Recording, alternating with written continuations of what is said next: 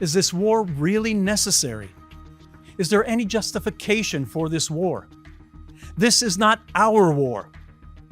You've probably been hearing those comments from certain circles. The question is, why would they be saying that? Well, the answer to that can actually be found in the Bible. Yes, amazing how it is always relevant. But there's something more. Why the Bible? You'll understand why in a moment. If you want to know why there's something else, stick with me today to the end. Kohelet, the book of Ecclesiastes, says it very simply. There is nothing new under the sun. Human nature doesn't change. The patterns repeat. And by that I mean that the self-righteous of today are just like the self-righteous of yesterday, only wearing modern clothing. And you can see it so clearly these days. You know those people who, when they're asked if they would like to go back in time, what would they do? And they say they would want to kill Adolf Hitler? Yeah, right. How noble of them. The truth is, as Kohelet would tell you, that what would really happen is that these same people, had they lived 90 years ago, they would have been the same as they are today. They're the ones insisting that America must not confront Nazi Germany because Hitler isn't a threat to us. It's not our war. Nothing new under the sun. These are the people who always ignore violence of tyrants, as long as they believe that they are safe and that it is always far away from them. They mistake distance for immunity. And they wrap their indifference in the language of peace, humanity, and moral superiority. What President Trump is doing now is exactly what the West should have done back in the 1930s, but they didn't. Back then, when Hitler was rising, he was crushing the opposition, murdering his own people, preparing for conquest. The West looked away. The self-righteous opposed the war, ignored the suffering, and congratulated themselves on their moral purity. Nothing new under the sun. The same exact thing is happening today, despite all the horrible atrocities committed by Iran for nearly 50 years. A despicable campaign of horrific violence against the West and against the United States itself. I said last week, 900 American victims, and they are not enough for these people to have reason enough to fight evil. Only after Nazi Germany launched its assault on Poland was Europe finally pushed into battle for its survival. The United States only joined after Pearl Harbor assault, in which killed 2,043 Americans. Then there are also those who incessantly blame Israel, claiming Israel has been hostile and it is all Israel's fault. They conveniently ignore the facts. Over the past 3 decades, Israel recognized the PLO, withdrew from territory, complied with UN resolutions, dismantled Jewish communities, and uprooted thousands of our own citizens. We allowed Hamas to entrench itself in Gaza and permitted the PLO to establish an autonomous authority in parts of Judea and Samaria. We withdrew from Lebanon. We allowed the UN to secure our northern border under the promises of UN Resolution 1701, all in the name of advancing peace. And what did we receive in return? A steady escalation of terrorism, violence, and incitement, culminating in the murderous assault of October 7th. But it's our fault. In all these years, there was not a single gesture of goodwill from the Arab side that demonstrated sincerity or a genuine commitment to peace. Not a single one. And all those calling for peace now never once condemned the violence. Those calling from the river to the sea found justification for every atrocity committed against Israel.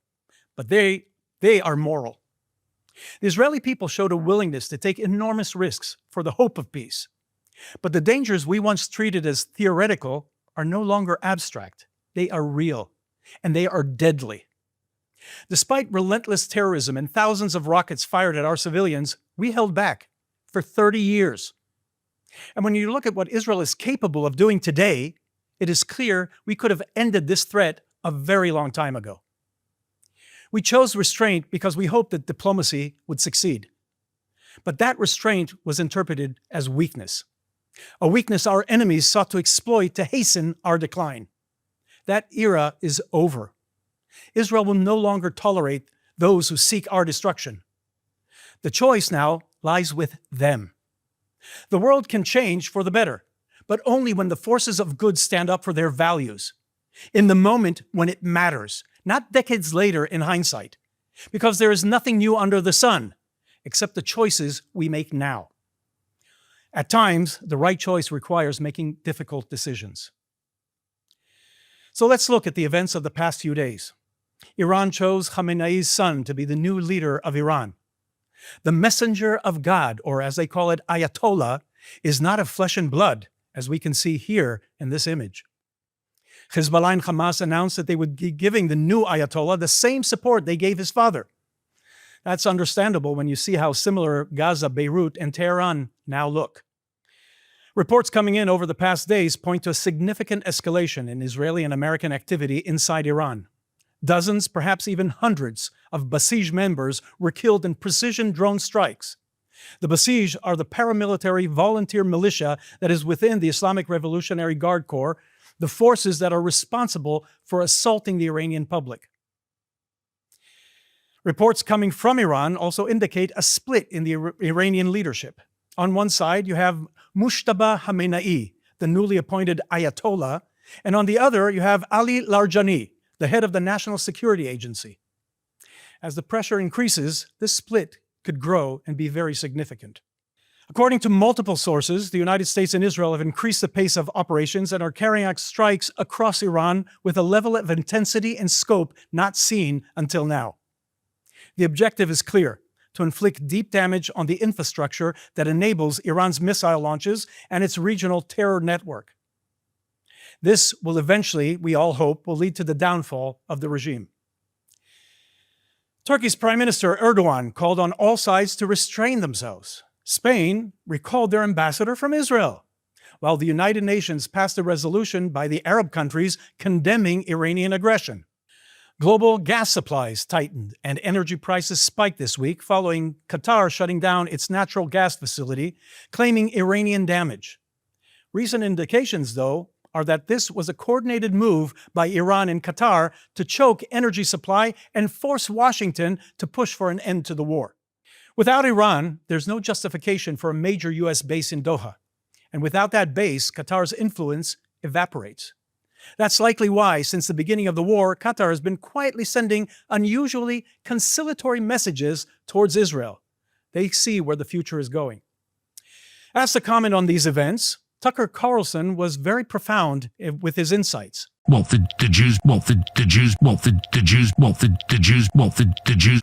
Megyn Kelly, a more serious commentator, she had this to say. Israel, Bibi Netanyahu, or Israel to Israel. Israel, Bibi Netanyahu, or Israel. Beyond the immediate news, and these first 13 days of the war, a few things have become unmistakably clear. Israel is insisting, without compromise, on dismantling and destroying every ballistic missile production facility inside Iran. At the same time, Israel has evacuated the Dakhia district in Beirut in order to eliminate Hezbollah's entire network of weapons, manufacturing, and storage sites. Iran will not return to what it was, and Israel will no longer tolerate terrorist presence in neighboring countries. The paradigm of war has changed. A very interesting issue here is something you are not told by the media: the silence around Iran's war crimes. Iran has been firing at Israeli civilian locations and using missiles packed with cluster munitions, weapons explicitly banned under the very international laws that are so often waved in Israel's face. But when war crimes are committed against Israel, when illegal weapons are used, when civilians are deliberately targeted, not a single military installation in the targeted areas, the world suddenly forgets its own rules. Not a word from the UN, not a word from dozens of so-called human rights organizations. The same groups that leap into action the moment a school is hit in Gaza, hit by Hamas missiles, or even when that school was being used as a launching site against Israel, or just like what happened in Iran, which also may have been hit by Iran itself. They fall completely silent when Israelis are the ones under fire. It's a pattern we know all too well. Missiles rain down on Israel cities, and they say nothing. But the moment Israel strikes the source of that fire, the moment Israel removes a threat, they appear, pointing the finger, rewriting the sequence of events, erasing the cause and highlighting only the effect. I mention this so that when you hear their complaints, just as with the accusations about settler violence, asks the simple question: what happened before? What was the action that led to the response that they're so eager to document and virtue signal about? Because their silence on these issues is the choice they make, not an oversight. This confrontation is not just another round of violence. This is no longer a limited conflict or a transactional campaign. In a recent conversation on my Hebrew show on Galei Israel Radio, Dr. Doron Matzah laid out a powerful way to understand the moment we're living through. He argues that we are not in a continuation of the old story, but in a very new story, and for Israel, it is actually a better one. Israel has been fighting a difficult, multi-front war for more than 2 years now. This isn't just a regional conflict. It has the structure of a global war. What Dr. Matzah calls, without exaggeration, a kind of Third World War. And in this war, 4 major blocs have emerged, each defined not only by strategy, but by ideology and even philosophy. The first bloc is the axis of violence: Iran, Hezbollah, Hamas, the Houthis, and other jihadist groups, the forces that have been trying for years to undermine and destroy Israel.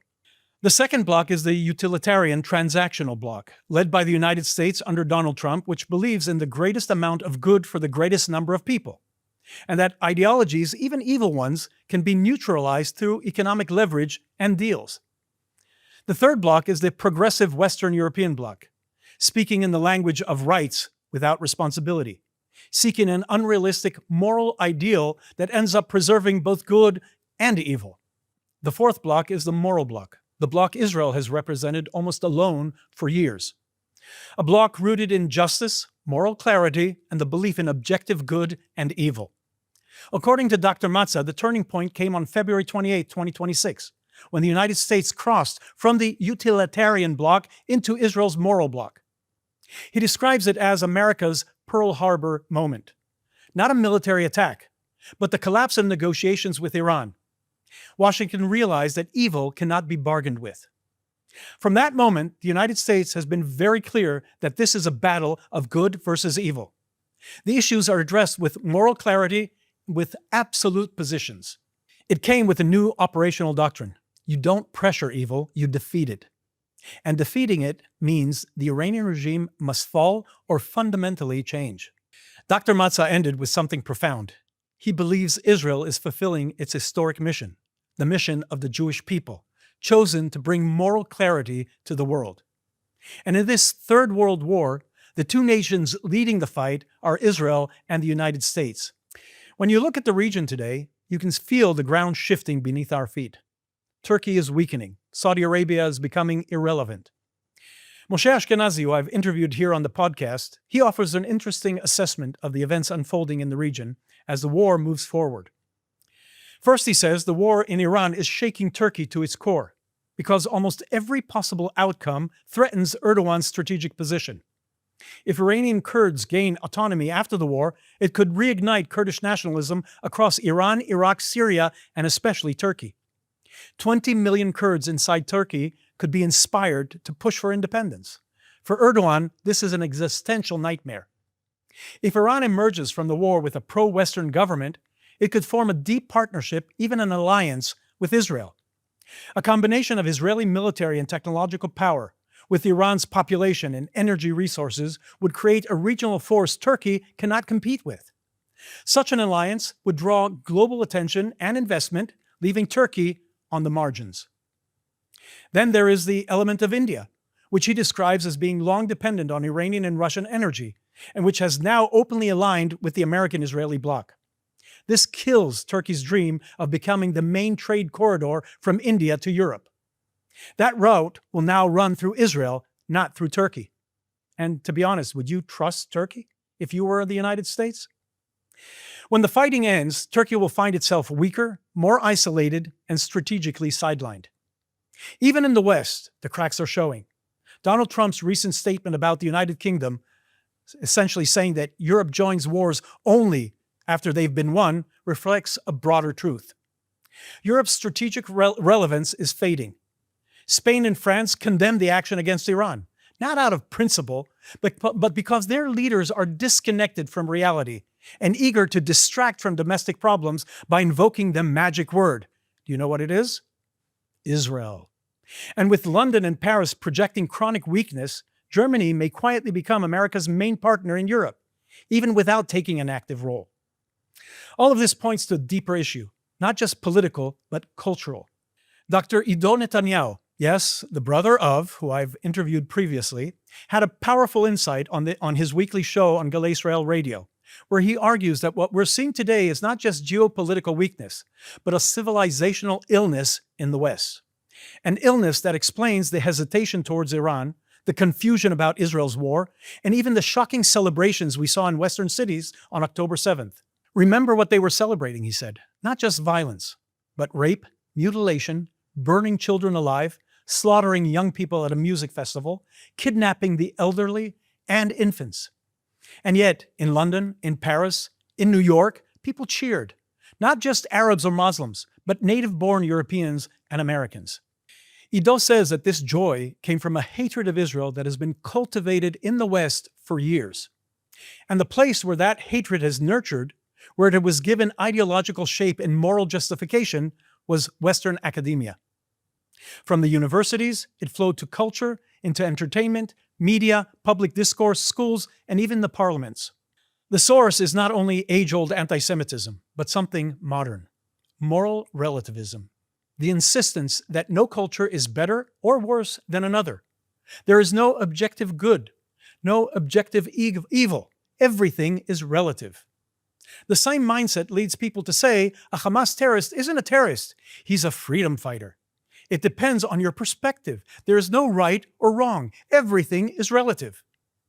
But Ido says you don't need to be a philosopher or a religious person to know that the deliberate murder of toddlers and their mother is evil, no matter who does it, no matter what the justification that they claim. And you don't need deep analysis to recognize that a culture that glorifies such acts is deeply flawed and inferior, and that the worldview that celebrates it is a disease. In the modern West, he says, any action taken against so-called oppressors is automatically considered moral. And every Western value is automatically considered corrupt or evil. Even though that contradicts relativism itself, the believers don't seem bothered by their own contradictions. Relativism also destroys the idea of homeland, because nations mean nothing to them. And if homeland means nothing, why defend it? Why serve in the army? Why fight for anything at all? So it's no surprise, Ido says, that European leaders suddenly rediscovering that war still exists can't recruit young people to defend their countries. These leaders aren't the cause. They're the reflection. They mirror the relativism of their own societies. And that's why they hesitate. Because courage requires belief, and belief requires truth. Without truth, there can be no conviction. Meanwhile, Israeli and American pilots take off without hesitation, fully aware of the moral clarity of their mission, striking a regime that is barbaric, primitive, and evil to its core. We began today with the book of Kohelet, with the reminder that there is nothing new under the sun. But there is another truth in our tradition. The world can change when people choose to change it. What was thought impossible became reality after World War II. Japan became one of America's closest allies. Germany became a partner of the State of Israel, because the forces of good finally stood up and acted. And that is where we are again.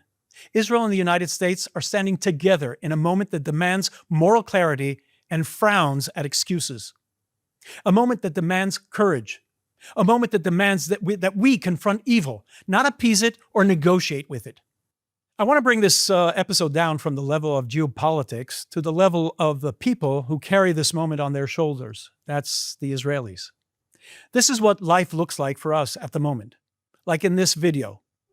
Our children sitting at home and ready within seconds to rush to a secure room.